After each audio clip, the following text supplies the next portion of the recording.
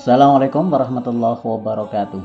Anak-anak yang soleh-solehah dan ayah bunda tercinta, Alhamdulillah kita berjumpa lagi dalam pembelajaran pendidikan agama Islam dan budi pekerti kelas 6 pelajaran 5, yaitu keteladanan Rasulullah Shallallahu Alaihi Wasallam dan sahabatnya. Bagi ayah bunda tercinta yang belum subscribe channel ini, silahkan untuk subscribe, dan terima kasih yang sudah subscribe channel ini. Terima kasih atas support dan dukungannya. Tujuan pembelajaran kita, setelah kita belajar ya pada video ini, peserta didik memiliki sikap fatona sebagai implementasi dari pemahaman kisah Nabi Muhammad. Kemudian mengetahui kisah Nabi Muhammad Shallallahu Alaihi Wasallam, mengetahui kisah keteladanan sahabat-sahabat Nabi Muhammad Shallallahu Alaihi Wasallam, menceritakan kisah keteladanan Nabi Muhammad Shallallahu Alaihi Wasallam, menceritakan kisah keteladanan sahabat-sahabat Nabi Muhammad Shallallahu Alaihi Wasallam. Sebelum kita masuk ke belajarnya, sama-sama kita awali dulu dengan berdoa. Bismillahirrahmanirrahim. Rabbi zidni ilma warzuqni fahma waj'alni minas shalihin. Ya Allah, tambahkanlah aku ilmu dan berilah aku karunia agar dapat memahaminya, dan jadikanlah aku masuk ke dalam golongan orang-orang yang soleh. Amin, amin, amin, ya Rabbal Alamin. Sekarang kita masuk di poin ketiga, yaitu kepedulian Rasulullah terhadap lingkungannya. Kepedulian Rasulullah Shallallahu Alaihi Wasallam bukan hanya pada masalah ibadah seperti sholat, tetapi beliau pun peduli terhadap lingkungan. Hal itu tercermin pada perilaku beliau ya. Ini adalah beberapa contoh ya anak-anak ya. Yang pertama, Nabi Muhammad sangat hemat dalam mempergunakan air ya. Itu dibuktikan pada anjuran beliau agar tidak berlebihan dalam pemakaian air ketika berwudu. Dalam sebuah hadis diceritakan Rasulullah Shallallahu Alaihi Wasallam berjalan melewati saat yang sedang berwudu. Lalu beliau menegurnya, jangan berlebihan menggunakan air. Saat bertanya, apakah ada berlebihan dalam masalah wudu? Rasulullah menjawab, iya, meskipun engkau berada di sungai yang mengalir. Hadis riwayat Ibnu Majah.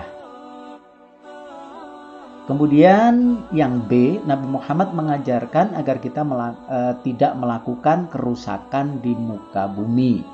Ya, ini ada dua hadis ya.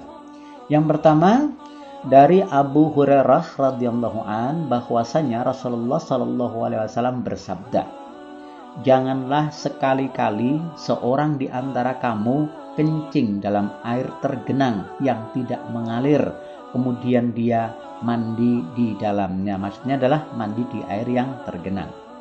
Dan dalam riwayat Imam Muslim, janganlah seorang di antara kamu mandi dalam air yang tergenang atau tidak mengalir ketika dalam keadaan junub. Kemudian hadis yang kedua, hadis dari Anas radhiyallahu an, dia berkata, Rasulullah Shallallahu Alaihi Wasallam bersabda, seseorang Muslim tidaklah menanam sebatang pohon atau menabur benih ke tanah, lalu datang burung atau manusia atau binatang memakan sebagian daripadanya, melainkan apa yang dimakan itu merupakan sedekahnya. Hadis riwayat Imam Bukhari. Subhanallah, luar biasa sekali. Kemudian poin keempat, Nabi Muhammad SAW sebagai pembawa rahmatan bagi alam semesta. Anak-anak, tahukah kalian Nabi Muhammad SAW diutus oleh Allah sebagai rahmatan lil alamin, atau pembawa kasih sayang bagi alam semesta ini? Tentunya kalian ingin tahu lebih jauh apa tujuan Nabi Muhammad SAW berdakwah. Tujuan dakwah Nabi Muhammad adalah untuk mengubah keadaan masyarakat jahiliyah, yaitu masyarakat yang bodoh dalam hal tauhid, menjadi masyarakat yang sejahtera berdasarkan agama tauhid. Jadi zaman itu bukan jahiliyah, orangnya itu bodoh-bodoh, tidak, tapi mereka adalah bodoh dalam hal agama. Misi kedamaian dan kesejahteraan hidup tersebut bukan hanya untuk bangsa Arab, tetapi bagi seluruh alam sampai sekarang dan sampai akhir zaman. Sebagai umat Nabi Muhammad SAW, kita harus menjunjung tinggi ajaran beliau. Misalnya kita menghormati orang yang lebih tua dan menyayangi orang yang lebih muda. Kita berperilaku sopan dan bertutur kata sopan santun terhadap orang tua, terhadap guru dan masyarakat sekitar kita. Juga kita menjaga lingkungan kita agar selalu bersih, karena kebersihan adalah sebagian dari iman. Wa ma arsalnaka illa rahmatan lil alamin.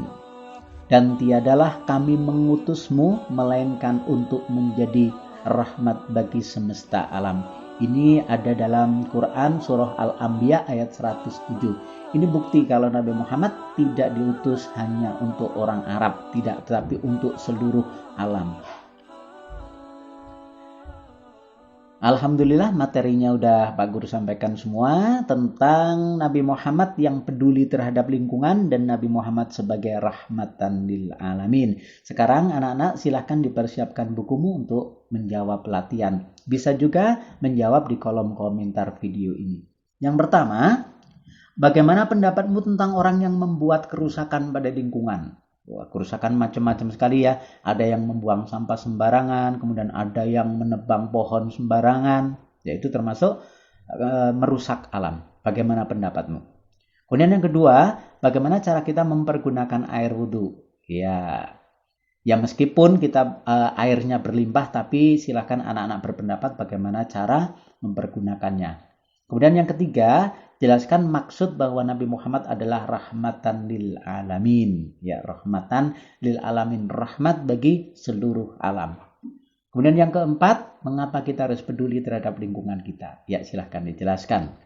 Dan terakhir, nomor 5, tulislah arti sebuah hadis tentang kepedulian Rasulullah terhadap lingkungan. Hadisnya tadi udah Pak Guru sampaikan. Silahkan dijawab atau berkomentar di video ini. Alhamdulillahirrabbilalamin, pertemuan kita selesai, semoga bermanfaat untuk kita semua. Kurang dan lebihnya mohon maaf yang sebesar-besarnya. Billahi taufiq wal hidayah. Assalamualaikum warahmatullahi wabarakatuh.